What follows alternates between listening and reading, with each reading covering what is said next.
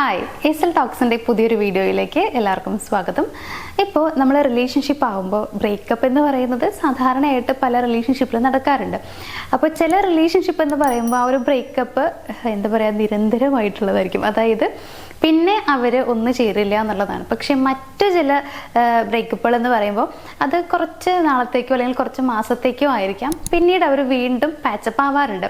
അപ്പോൾ പല ആളുകളിലും ഉള്ളൊരു ആഗ്രഹം എന്ന് പറയുന്നത് എന്താ വെച്ച് കഴിഞ്ഞാൽ, ബ്രേക്കപ്പ് ആയി കഴിഞ്ഞാലും ഞങ്ങൾക്ക് വീണ്ടും പാച്ചപ്പ് ആവണം എന്നുള്ളതാണ്. പക്ഷെ അതിന് കഴിയുന്നില്ല. അതിനുള്ള കാരണങ്ങൾ കുറേ ഉണ്ട്. ഒന്ന് നമ്മുടെ ചിന്തയാണ്, പിന്നെ അവരോട് നമ്മൾ പറഞ്ഞിട്ടുള്ള കാര്യങ്ങളാണ്. അപ്പം ഇങ്ങനെയുള്ള കാര്യങ്ങൾ കൊണ്ട് തന്നെ പാച്ചപ്പ് ആവാൻ കുറച്ച് ബുദ്ധിമുട്ടാണ് എന്നുള്ളതാണ്. അപ്പം ഇന്ന് ഞാൻ നിങ്ങളോട് പറയാനായിട്ട് പോകുന്ന കാര്യം മറ്റൊന്നല്ല, ബ്രേക്കപ്പ് സംഭവിച്ചിരിക്കുകയാണെന്നുണ്ടെങ്കിൽ ആ ഒരു ബ്രേക്കപ്പ് ആയ ഒരാളെ ലൈഫിലേക്ക് തിരികെ കൊണ്ടുവരാനായിട്ട് നമ്മളെ സഹായിക്കുന്ന ഒരു ലോ ഓഫ് അട്രാക്ഷൻ ടെക്നിക്കാണ് ഷെയർ ചെയ്യാനായിട്ട് പോകുന്നത്. വളരെ സിമ്പിളാണ്, വലിയ പണിയുള്ള കാര്യമൊന്നുമല്ല. സംഭവം ഇത്ര മാത്രമേ ഉള്ളൂ. നമ്മളിങ്ങനെ ഒരു ബ്രേക്കപ്പ് സംഭവിക്കുന്ന സമയത്ത് സ്വാഭാവികമായിട്ടും അവരോട് പറയുന്ന കാര്യങ്ങൾ എന്തൊക്കെയായിരിക്കും? എനിക്ക് നിന്നെ ഇഷ്ടമല്ല, അല്ലെങ്കിൽ ഇനി ഒരിക്കലും നിന്റെ ലൈഫിലേക്ക് ഞാൻ വരില്ല എന്നുള്ള കാര്യങ്ങളൊക്കെ ആയിരിക്കും. ഇത്തരത്തിലുള്ള ഈ രീതിയിലുള്ള കാര്യങ്ങളായിരിക്കും നമ്മൾ അവരോട് പറയുക എന്നുള്ളതാണ്. അപ്പൊ അവരുടെ മനസ്സിലേക്ക് നമ്മൾ ഈ പറയുന്ന ഈ ഒരു കാര്യം അങ്ങനെ പതിയും എന്നുള്ളതാണ്. ഇപ്പം നമ്മളെന്ന് പറയുമ്പോൾ ചിലപ്പോൾ ആ ഒരു സമയത്ത് ദേഷ്യത്തിലും സങ്കടത്തിലൊക്കെ പറയുന്ന കാര്യമായിരിക്കാം ഈ പറയുന്ന പോലുള്ള സെന്റൻസ് എന്ന് പറയുന്നത്. പക്ഷേ അവരിത് ഹേർട്ട് ചെയ്യും, അവരുടെ മനസ്സിൽ അത് പതിയും ചെയ്യും. അപ്പോൾ പിന്നെ സ്വാഭാവികമായിട്ടും അവരുടെ മൈൻഡിൽ ആ ചിന്തകൾ ഇങ്ങനെ വന്നുകൊണ്ടിരിക്കും, അത് അക്സെപ്റ്റ് ചെയ്യും. പിന്നെ വരാനുള്ള സാധ്യത വളരെ കുറവായിരിക്കും. അത് നമുക്കറിയുന്ന കാര്യമാണ്. അപ്പോൾ ഇങ്ങനെ പറയുമ്പോൾ അവരുടെ മൈൻഡിൽ അത് കയറുന്നു എന്ന് ഞാൻ പറഞ്ഞല്ലോ, അത് നമ്മൾ ചെറുതായിട്ടൊന്ന് മാറ്റിയേ മതിയാവുള്ളൂ. അതേപോലെ തന്നെ നമ്മൾ ചിന്തിക്കുന്ന ഒരു കാര്യം കൂടിയുണ്ട്. ഇങ്ങനെ ബ്രേക്കപ്പ് ആയി കഴിഞ്ഞാൽ പിന്നെ നമ്മൾ ആലോചിക്കുക എന്താണ്, ഇനി ഒരിക്കലും ഇത് റെഡി ആവില്ല, വരുമെന്ന് തോന്നുന്നില്ല.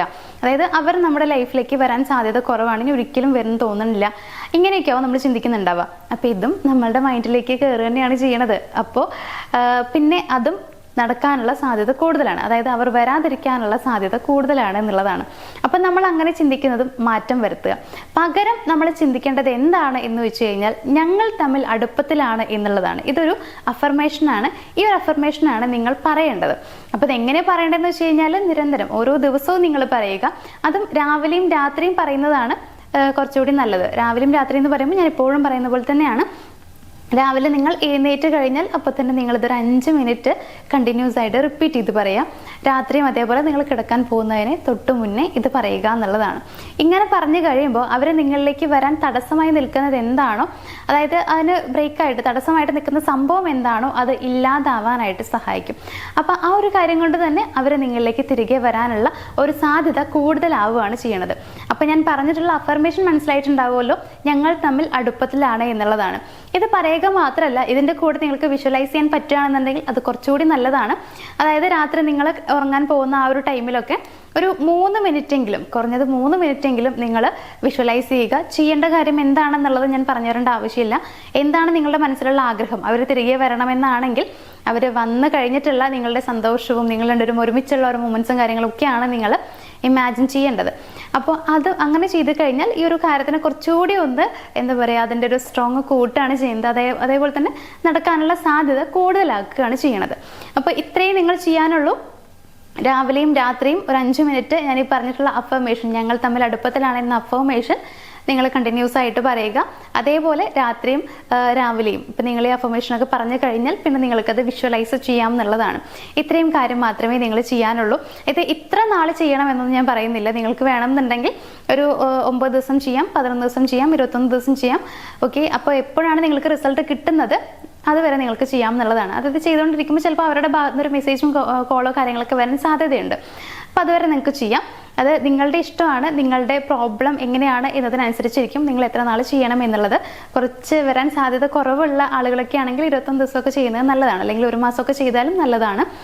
ഓക്കെ, അപ്പോൾ അങ്ങനെ നിങ്ങൾ ചെയ്യുകയാണെന്നുണ്ടെങ്കിൽ നിങ്ങൾക്ക് റിസൾട്ട് എന്തായാലും ഉണ്ടായിരിക്കും. നിങ്ങൾ ചിലപ്പോൾ വിചാരിക്കേണ്ടാവും, ഇത് വളരെ കുഞ്ഞൊരു അഫർമേഷൻ അല്ലേ പറഞ്ഞു തന്നിട്ടുള്ളത്, അപ്പോൾ ഇതിനെങ്ങനെയാണ് ഇത്രയും വലിയ റിസൾട്ട് ഉണ്ടാവുക എന്നുള്ളത്. സത്യം പറഞ്ഞു കഴിഞ്ഞാൽ എല്ലാ കാര്യവും നമ്മളുടെ മൈൻഡിനനുസരിച്ചായിരിക്കുന്നത്. അതായത് നമ്മുടെ മൈൻഡിലൂടെ നമുക്ക് നേടിയെടുക്കാൻ കഴിയാത്തതായിട്ട് ഒന്നുമില്ല എന്നുള്ളതാണ് യാഥാർത്ഥ്യം. അപ്പോൾ ഈ കാര്യം അങ്ങനെ തന്നെയാണ്. നമ്മുടെ മൈൻഡ് പവർ യൂസ് ചെയ്തുകൊണ്ട് നമുക്ക് നേടിയെടുക്കാൻ പറ്റുന്ന കാര്യമാണ്.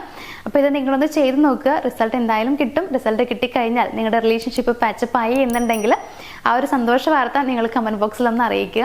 അപ്പോൾ ഇന്നത്തെ ഈ ഒരു വീഡിയോയിൽ ഈ ഒരു കുഞ്ഞു കാര്യമാണ് എനിക്ക് പറയാനുള്ളത്. ചിലപ്പോൾ ഞാൻ പറയുമ്പോൾ എനിക്കിത് വളരെ കുഞ്ഞതായിട്ട് തോന്നുന്നുണ്ടാവും. പക്ഷേ നിങ്ങൾക്ക് ആ ഒരു അനുഭവത്തിൽ വരുമ്പോൾ, അതായത് നിങ്ങൾക്ക് അതിൻ്റെ ആ ഒരു റിസൾട്ട് കിട്ടിക്കഴിയുമ്പോൾ ഇതിൻ്റെ ഒരു വലിപ്പം എത്രയാണ്, എത്ര വലുതാണ് ഈ ഒരു കാര്യം എന്നുള്ളത് മനസ്സിലാക്കാനായിട്ട് പറ്റും. അപ്പോൾ ഞാൻ പറഞ്ഞതുപോലെ റിസൾട്ട് കിട്ടിയ ശേഷം ഒന്ന് കമൻറ്റ് ബോക്സിൽ ഒന്ന് അറിയിക്കാം. അപ്പോൾ ഇന്നത്തെ ഈ വീഡിയോ ഞാനിവിടെ വൈൻഡപ്പ് ചെയ്യുകയാണ്. നമുക്ക് മറ്റൊരു വീഡിയോയിൽ കാണാം. താങ്ക്